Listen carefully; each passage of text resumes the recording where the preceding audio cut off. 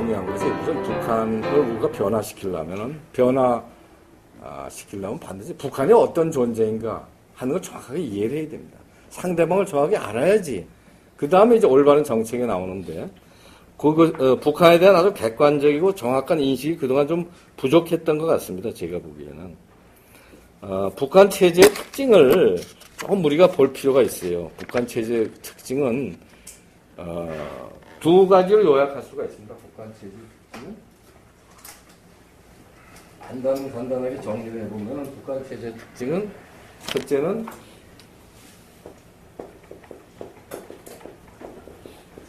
수령 절대주의고 두 번째는 대남 적합입니다. 내부적으로는 수령 절대주의입니다. 그러니까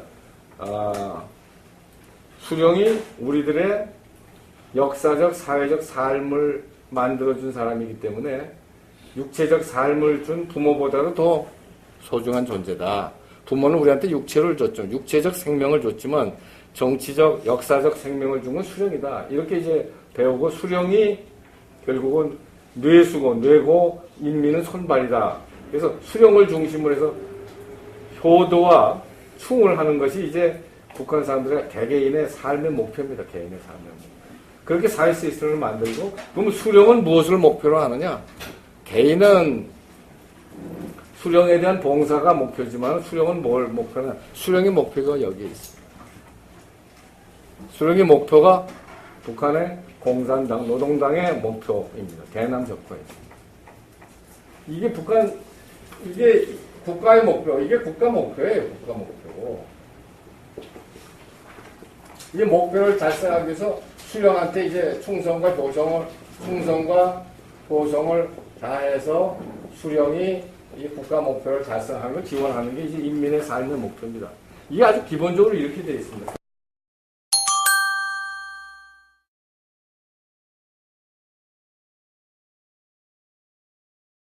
그래서 대남 적화 전략이 두 가지로 나눠집니다. 북한의 통일 전략은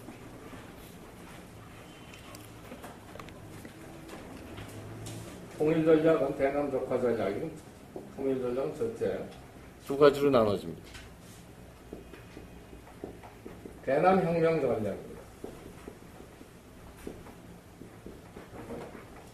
두 번째는 대미 평화 전략입니다.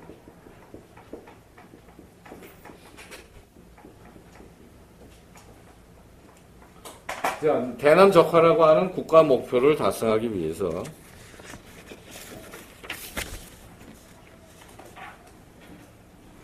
대남 혁명 전략은 북한식 흡수 통일 전략입니다. 북한이 남한의 체제를 흡수하겠다는 거죠.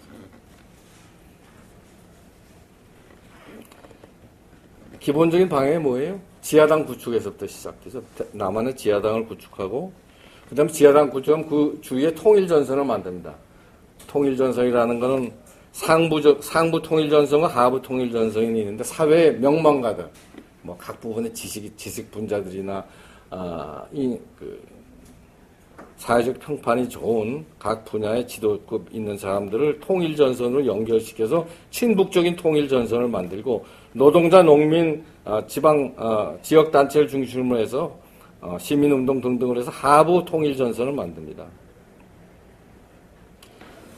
그래서 지하당을 만들고 그 주위에 통일전선 세력을 만들고 그리고서 이제 선택을 하기 시작합니다. 예를 들어서 합법적인 기운이 나타나면 1987년 이후 민주화되면서 우리 사회에 이제 합법적인 선거를 통해서 권력을 쟁취할 수 있다고 하는 기회가 열리면서 종북정당이 그때부터 이제 시작이 되고, 그래서 탄압이 있을 때는 지하당으로 들어가고 탄압이 없으면 종북정당으로서 선거에 참여시킵니다.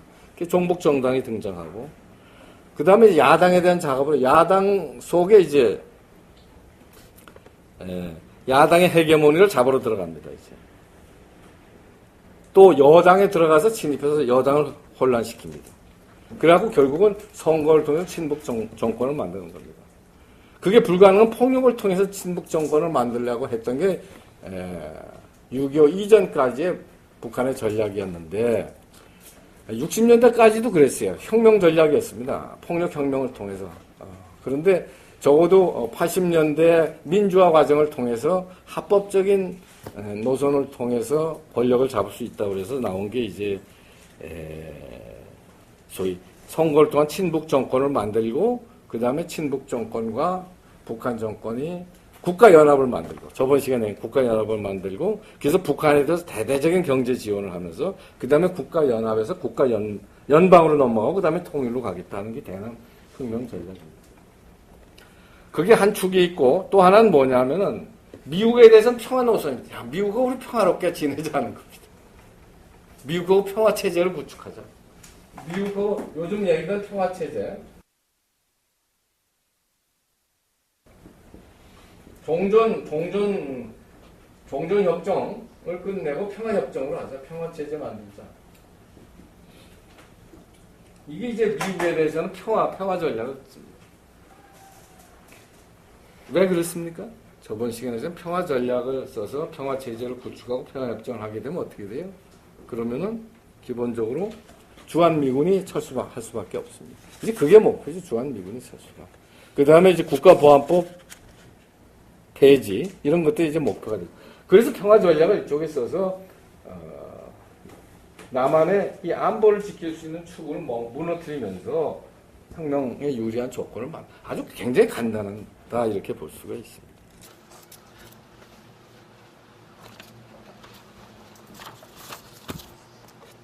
요걸 조금만 제가 한두 가지 더 말씀드리면은 그래서 평화체제 혹은 평화협정을 하자고 하는 주장을 요즘 많이 하고 북한도 많이 하고 남한에서 이걸 지지하는 사람들이 많습니다. 진보 쪽에서. 요번에 문재인 후보도 이걸 주장하고 나왔어요. 안철수 후보도 이거 비슷한 걸 이거 주장하고 나왔어요. 뭐라고 그랬냐면 북한이 왜 핵을 가지느냐?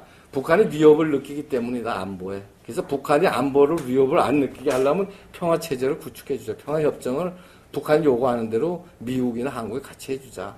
그게 주장입니다. 그러면 북한이 핵을 개발하지 않지 않겠느냐 하는 게 문재인 씨의 입장이고 그것이 안철수가 씨가 일정한 부분 받아들이는 식으로 그때 선거 때 안이 나왔어요. 그런데 이 평화체제라는 것은 아까도 얘기했지만 기본적으로 목표가 주한미군 유엔사 해체, 국가보안법, 국정원 해체, 공산당 용인, NLL 해체로 갑니다. 그게 기본적으로 목표입니다. 그래서 벌써 평화체제에 대해서 평화협정을 만들면 남북한 미국의 평화협정을 만들면 이런 내용이 될 것이다 하는 게 인터넷에 막 돌아다녔어요. 그 내용을 보면 그 속에 이미 주한미군을 내보내고 다 들어있어요.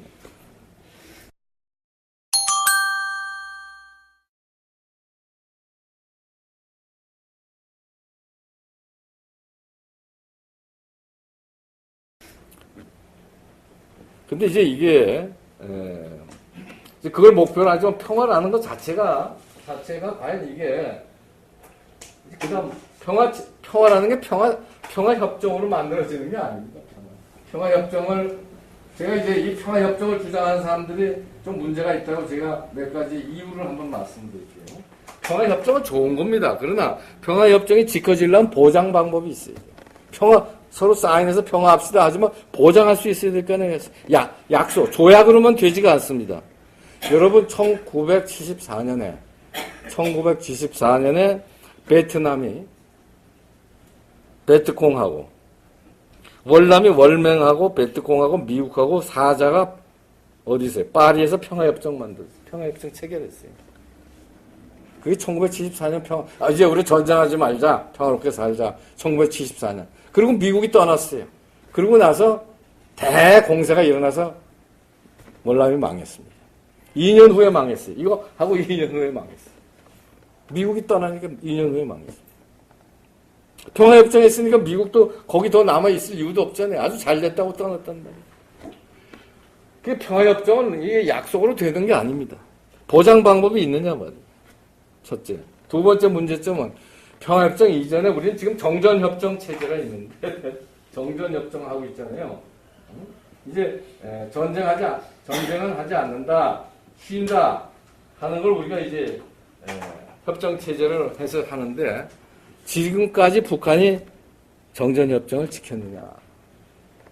이것도 안 지키는데 이걸 지킨다는 보장이 없어요. 이걸 해방 후에 수만 건을 폐기를 하고 정전협정 속에 군사력을 증강 안 하기로 되어 있는데 핵 다 개발하고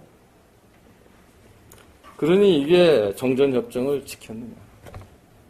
그리고 진정한 평화는 어디서 옵니까? 진실된 화해에서 옵니다. 그렇죠? 진실된 화해. 자, 이제 정말 과거 묻지 말자. 그러나 진실된 화해를 하고 그 다음에 이제 새롭게 우리가 해보자라고 그럴 적에. 근데 이 진실된 화해의 굉장히 중요한 부분이 뭐냐 하면은 6.25 부분입니다. 지금도 북한은 6.25는 남한에서 쳐들어왔다고 주장을 하고 자기들이 남침을 인정하지 않고 사과하지 않습니다. 과거의 사실을 계속 은폐하고 남한이 쳐들어왔고 미국이 쳐들어왔다고 주장하는 그런 사람들과 그러니까 화해, 진실성이 없는 사람들과 평화협정이 어떤 의미가 있느냐. 그리고 그 다음에 더 근본적인 평화협정을 하려면 대남 적화 전략을 포기해야 됩니다. 근데 지금 북한의 노동당 당 헌장의 제일 앞부분에 이게 아주 목표로 되어 있어요. 노동당은 인민민주주의 혁명을 통해서 남한의 인민민주주의 정권을 만들겠다. 옛날에는 공산정권을 만들겠다고 쓴 적이 있는데 그거 빼고 인민민주주의 정권을 만들겠다. 똑같은 얘기입니다. 대남 적화 전략을 포기하겠느냐. 두 번째, 북한의 핵을 포기하겠느냐. 핵을 포기하지 않고 평화협정 한다는 게 어떤 의미가 있느냐. 이런 근본적인, 그리고 원론적으로 한번 철학적으로 생각하면 두 사회, 하나는 노예사회고 하나는 자유사회. 노예사회와 자유사회 사이에 평화라는 게 있을 수 있느냐. 한쪽은 노예고 한쪽은 자유인데. 이 평화공존이 과연 가능하고 평화공존이 도덕적으로 바람직한 거냐 하는 걸 우리가 묻지 않을 수가 없어요. 바로 여기 노예고 여기 자유사회인데 이걸 우리가 서로 손보지 않자 하고 평화협정을 서로 개의하지 말자 하는 게 과연 도덕적이냐 말이에요. 이게 그런 근본적인 문제들을 갖고 있는 얘기입니다. 그걸 왜 이렇게 계속하느냐. 이건 대미 평화 전략의 한 부분이다 하는 걸 제가 이제 말씀드리는 겁니다. 그래서 지속적으로 이걸 주장하고 있고 지금도 이걸 주장하고 있고 이거에 동조하는 대한민국 세력은 지금 뭐라고 그러느냐. 바깥에 지방에도 나가면 나오지만 평화냐 전쟁이냐 이 구호를 이제 몰고 가는 겁니다. 그러면 남한은 전쟁 세력이 됩니다. 평화협정을 안 한다. 평화협정 평화 좋은 거 아니야. 평화협정 안 하니까 니들 전쟁 이제 이걸로 몰고 가는 것이 한국에 있는 이제 좌파 종북 좌파들의 전략이다 이렇게 볼 수 있고 북한의 전략이죠 기본적으로. 그래서 우리가 정확하게 알아야 되겠다는 얘기입니다.